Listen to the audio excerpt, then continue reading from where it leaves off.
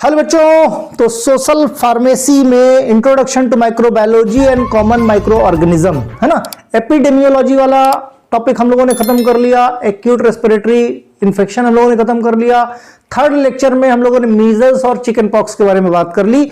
इस वाले सेशन में हम लोग रूबेला और मम्प्स के बारे में बात करेंगे। Right, as per your syllabus उठा लो और टॉपिक टू टॉपिक जिस तरह से आपके सिलेबस में है हम एग्जैक्टली उसी तरह से टॉपिक टू टॉपिक चले। रूबेला और मम्प्स के बारे में दो दो डिजीज करके डिस्कस करेंगे, आपके लिए देखना आसान और हमारे लिए बनाना आसान। ठीक, चलो भाई देखो, हमने क्या बताया कि एपिडेमियोलॉजी वगैरह इसमें हमने खत्म कर ली है। एक मिनट जरा कलर चेंज कर लें।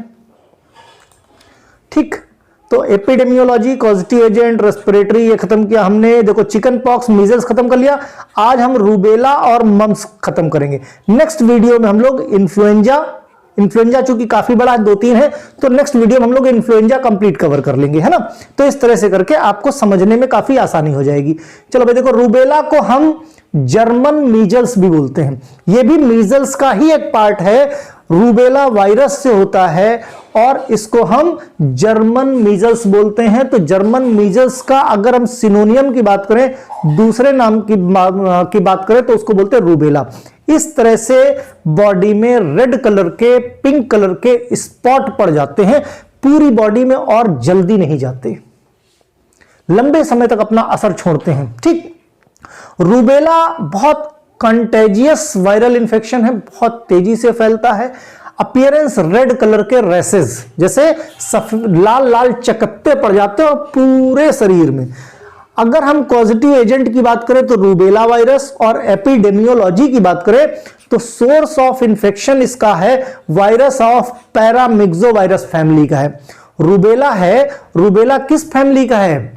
रूबेला है पैरामिक्सोवायरस फैमिली का, जो कि ये जर्मन मीजल्स कॉज करता है। इसमें निशान क्या? रेड कलर के चकत्ते टाइप पड़ जाते हैं, है ना। अगर हम बात करें कि किस तरह से ये फैलता है, it passed by the direct droplet, air droplet. देखो जितने भी रेस्पिरेटरी आपकी इंफेक्शंस हैं वो मैक्सिमम आपके किससे? ड्रॉपलेट से ट्रांसफर होते हैं। मींस क्या है कि जैसे हम बोले, जितना चिल्ला के बोलेंगे हमारे मुंह से ड्रॉपलेट्स दिखते नहीं हैं। कुछ लोग तो इतना बड़ा बड़ा थूकते हैं कि अगर तो उनसे बात करने लगो कि सामने पूरा मुंह पे छप जाए। लेकिन वैसे भी सामने से जब बात करो तो कुछ ड्रॉपलेट्स, माइन्यूट पार्टिकल्स जाते हैं दूर तक, जितना तेज बोलोगे उतना दूर तक जाएंगे। उसको लोग बोलते हैं हवा में तैरते हैं। तो एक्चुअली वो हवा में नहीं तैरते हैं, मुंह से फोर्स से निकले, जितनी दूर तक गए वहां तक वो हवा में तैरते हुए चले गए। ठीक, एज और सेक्स की बात करें तो फीमेल्स की बात करें तो फ्रॉम द एज ऑफ 0 से 4, 5 से 14 एज वेल एज 15 से 44 एज ग्रुप तक, है ना। मेल्स फीमेल्स सब में होता है, फीमेल्स प्रोन ज्यादा होती हैं। इम्यूनिटी की बात करें, अगर किसी को एक बार मीजल्स हो गया है तो वो रेस्ट ऑफ लाइफ इम्यून हो जाता है। दोबारा उसको ये जर्मन मीजल्स नहीं होता अगर लाइफ में एक बार हो गया तो। इंक्यूबेशन पीरियड की बात करें, जिस डेट से एक्सपोजर होता है 10 से 12 दिन इंक्यूबेशन पीरियड होता है, उसके बाद असर दिखना शुरू हो जाता है। एक्सपोजर टू रैश ऑनसेट 14 दिन रैसेस जो पड़ते हैं, है ना। प्रोड्रोम लास्ट कब खत्म होगा? 2 से 4 दिन में ठीक होने लगता है उसके बाद। मोड ऑफ ट्रांसमिशन की बात करें तो रूबेला का कांटेक्ट, कोई भी इन्फेक्टेड पर्सन हो उससे कांटेक्ट होने पे, बात करने पे, सामने से ड्रॉपलेट शेयर करने से इसका मोड ऑफ ट्रांसमिशन होता है। एक पर्सन से दूसरे पर्सन में यह फैलता है। ठीक, तो ये काहे की बात रही भाई? मोड ऑफ ट्रांसमिशन की। अब हम क्लिनिकल प्रेजेंटेशन, किस तरह के साइन और सिम्टम्स होंगे? Sign symptoms appear 2-3 weeks after exposure to virus. Means भाई जाहिर सी बात है कि जिसका 10 से 12 दिन का इंक्यूबेशन पीरियड है तो जाहिर सी बात है 2 से 3 हफ्ते बाद ही भाई इंक्यूबेशन पीरियड में सिम्टम्स नहीं दिखते। इंक्यूबेशन पीरियड में मींस वो फर्टाइल स्टेज होती है किसी भी वायरस की, उस टाइम पे सिम्टम्स नहीं दिखते। इंक्यूबेशन पीरियड के बाद सिम्टम दिखते हैं, मतलब उसके बाद वो पहले अपनी कॉलोनी बढ़ा लेता है, उसके बाद वो नुकसान पहुंचाना शुरू करता है। मींस पहले पहुंचता है वायरस, देखता है, समझता है, सब जगह अपने अकॉर्डिंग कंडीशन, उसके बाद नुकसान पहुंचाना शुरू करता है, राइट। तो 2 से 3, जब किसी इन्फेक्टेड पर्सन से कोई मिलता है तो 2 से 3 हफ्ते के बाद उसको क्या है, ये सारे सिम्टम आने शुरू होते हैं जो जर्मन मीजल्स के होते हैं। Usually last 1-5 days and include means last 1 से 5 दिन इंक्लूड होते हैं जब ये सिम्टम्स रहते हैं पूरी तरह से। माइल्ड फीवर रहता है लगभग 102 डिग्री सेल्सियस, ठीक, 102 डिग्री फ़ारेनहाइट। हेडक रहता है ना, कुछ लोगों में हेडक, कुछ में स्टफिंग हो जाती है नोज की, मींस जो है एकदम नाक बंद हो जाती है, कुछ में रनी नोज होती है।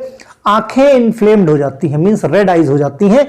पिंक कलर के रैसेस होते हैं। सबसे पहले स्टार्ट होते हैं चेहरे से, रैपिडली स्ट्रेस मींस पहले चेहरे पे आए, फिर ट्रंक पे आए, फिर आर्म पे आए, फिर आपके लेग्स पे आए, और जिस तरह से ये आते हैं उसी तरीके से ये डिसअपीयर होते हैं।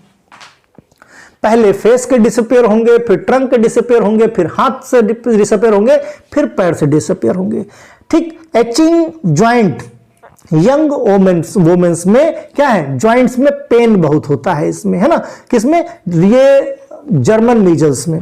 तो ये बात रही कहे कि भाई रूबेला मींस जर्मन मीजल्स, है ना। अब इसमें रोल ऑफ फार्मासिस्ट क्या होगा, रोल ऑफ फार्मासिस्ट समझाएगा क्या कि वैक्सीनेशन सेफ और इफेक्टिव तरीका है रूबेला से बचने के लिए, ठीक। Pharmacist combine rubella vaccine with measles and mumps, जिसको हम क्या बोलते हैं, MMR, है ना, MMR की वैक्सीन प्रोवाइड करवाता है। These vaccine given the children, 12 से 15 महीने में ये वैक्सीन इस एज ग्रुप के बच्चों को दी जाती है। He should be the booster dose, 4 से 6 साल बाद वापस से MMR की बूस्टर डोज लगती है, ठीक। ये टाइम पे लगती रहती है, जिस तरह से इसका इफेक्ट होता है। उसके बाद क्या इम्यूनिटी डेवलप हो जाती, कहीं कोई समस्या नहीं आती। नेक्स्ट बात करें हम मम्स की। ये जो मम्स होता है इसमें जो हमारी पैरोटिड ग्लैंड होती है ईयर के पास, जिसको हम पापा ग्लैंड बोलते हैं, लार्जेस्ट सलाइवरी ग्लैंड होती है। ये जो पैरोटिड ग्लैंड होती है, लार्जेस्ट सलाइवरी ग्लैंड होती है, इसमें क्या स्वेलिंग हो जाती है ना, इसमें स्वेलिंग हो जाती है। देखो फिगर देखो ऊपर, ये देखो, ये लार्जेस्ट ग्लैंड है ईयर के पास, पैरोटिड ग्लैंड जिसको हम बोलते हैं, इसमें क्या स्वेलिंग आ जाती है, जिससे कि ये फेस एक तरफ ये उठा सा रहता है। ये मम्स का लक्षण होता है ना। अब हम बात करें मम्स वायरल इंफेक्शन है, mainly occurs in salivary gland present near the year. तो नियर द ईयर कौन सा प्रेजेंट है, हमारी पैरोटिड ग्लैंड। कौन सी प्रेजेंट है, पैरोटिड ग्लैंड प्रेजेंट है। It can be cause swelling of salivary gland, कभी कभी ज्यादातर एक तरफ स्वेलिंग होती है, कभी कभी कुछ केसेस में दोनों तरफ स्वेलिंग होती है, ठीक। पॉजिटिव एजेंट की बात करें, वायरस पैरामिक्सोवायरस, जो रूबेला फैमिली का ही वायरस है, ठीक है। एपिडेमियोलॉजी की बात करें, सोर्स ऑफ इन्फेक्शन का सोर्स वही कि अगर किसी ऐसे इंसान से मिले हो जिसको मम्स हुआ है तो आपको भी हो सकता है। Fertility, infertility period disappear remains the infection 6 days before the onset symptom and until the swelling of parotid gland diminish, means जिस डेट से आपको इन्फेक्शन हुआ है उसके 6 दिन तक आपको ये प्रॉब्लम रहती है, उसके बाद धीरे धीरे करके जो स्वेलिंग वगैरह है ये जाना शुरू हो जाती है, ठीक। एज एंड सेक्स की बात करें तो मेल फीमेल दोनों को 5 से 9 साल के एज ग्रुप के बच्चों को ये ज्यादा होती है, बाकी एक्सेप्शनल केस में बड़ों को भी होती है ना। इम्यूनिटी की बात करें, इम्यूनिटी रेस्ट ऑफ लाइफ आप बॉडी इम्यून हो जाती है, लेकिन कुछ केसेस में ये लाइफ में दोबारा भी हो सकती है। बस इसका जो डेंजर है वो थोड़ा सा कम हो जाता है, खतरा थोड़ा कम हो जाता है। इंक्यूबेशन की पीरियड की बात करें तो 2 से 3 हफ्ते तक इसका इंक्यूबेशन पीरियड रहता है, मींस इस टाइम पे आप पे इन्फेक्शन का सिम्टम नहीं दिखेगा। मोड ऑफ ट्रांसमिशन ठीक उसी तरीके से ड्रॉपलेट शेयरिंग, चाहे कफ के ड्रॉपलेट्स हो, चाहे कोई छींक दे, स्नीजिंग कर दे, कोई बात कर रहा है तो माउथ से droplet, means ultimately droplet sharing हो, या कोई पानी पी रहा है बॉटल से शेयरिंग, है ना, ग्लास से पानी पी रहा है, सेम तरह के ग्लास आपने यूज कर लिया, तो इस तरीके से मोड ऑफ ट्रांसमिशन मम्स का होता है। क्लिनिकल प्रेजेंटेशन की बात करें, पफी चीक्स क्या है, पफी हो जाते हैं, मींस गद्देदार हो जाते हैं। क्यों, क्योंकि यहाँ की जो ग्लैंड है वो क्या, उनमें स्वेलिंग आ जाती है, तो जिसकी वजह से ये फूले से लगते हैं। टेंडर स्वॉलन द जा, अब जब यहाँ पे स्वेलिंग आई इसकी वजह से असर ये पूरे मैंडिबल्स तक होता है, नीचे तक होता है, तो जा वगैरह भी सूज जाते हैं, ठीक है। क्यों, क्योंकि सलाइवरी ग्लैंड में स्वेलिंग आती है। कुछ अदर सिम्टम, फीवर, भाई जाहिर सी बात, फीवर तो पहला हमारी बॉडी का पहला रिस्पॉन्स है। किसी भी तरह की बॉडी में प्रॉब्लम है, सबसे पहले बॉडी टेम्परेचर गर्म कर देती है ना। हेडेक हो जाएगा, मसल्स में टायर्डनेस होगी, इचिंग होनी शुरू, मींस दर्द होना शुरू हो जाएगा, भूख मर जाएगी, खाने नहीं खा पाओगे, भूख कहां से रहेगी। सिम्टम्स बिकम विजिबल 16 से 18 दिन, 16 से 18 दिन तक ये सिम्टम रहते हैं। समटाइम सिम्टम अपीयर आफ्टर 12 से 25 दिन ऑफ द इन्फेक्शन, मींस जब आपको इन्फेक्शन हुआ है तो 12 से 25 दिन बाद जो है आपको ये सिम्टम्स देखने को मिलेंगे आपकी बॉडी में, है ना। अब role of pharmacist, simple vaccination, immunoglobulin IgM, immediate isolation, जिसको भी हो जाए किसी भी केस में, किसी भी देखो रेस्पिरेटरी इन्फेक्शन, किसी भी तरह का रेस्पिरेटरी इन्फेक्शन कंटेजियस खाली इसीलिए सबसे ज्यादा होता है, उसके पीछे की वजह यही होती है कि जब भी वो बात करेगा ड्रॉपलेट शेयरिंग करेगा। चूंकि आपके रेस्पिरेटरी सिस्टम, पल्मोनरी सिस्टम की डिजीज है तो ड्रॉपलेट शेयर होंगे, तुरंत प्रॉब्लम हो जाएगी। तो ऐसे किसी भी हर केस में रोल ऑफ फार्मासिस्ट एक ही होगा कि वैक्सीनेशन करा दो और पेशेंट को आइसोलेट करो और पेशेंट के आसपास प्रॉपर हाइजीन मेंटेन होनी चाहिए। जितना भी रेस्पिरेटरी इंफेक्शन पढ़ेंगे, role of pharmacist on educating in the public in prevention, सबके ये कॉमन पॉइंट्स होंगे। ठीक, तो इस तरह से भाई आपकी ये 2 डिजीज कवर हो गई। नेक्स्ट डिजीज हम लोग जो है फ्लू कवर करेंगे। फ्लू के अंदर 2-3 डिजीज, सब डिजीज हैं, उन सब को हम लोग नेक्स्ट वीडियो में कवर कर लेंगे। Okay, bye.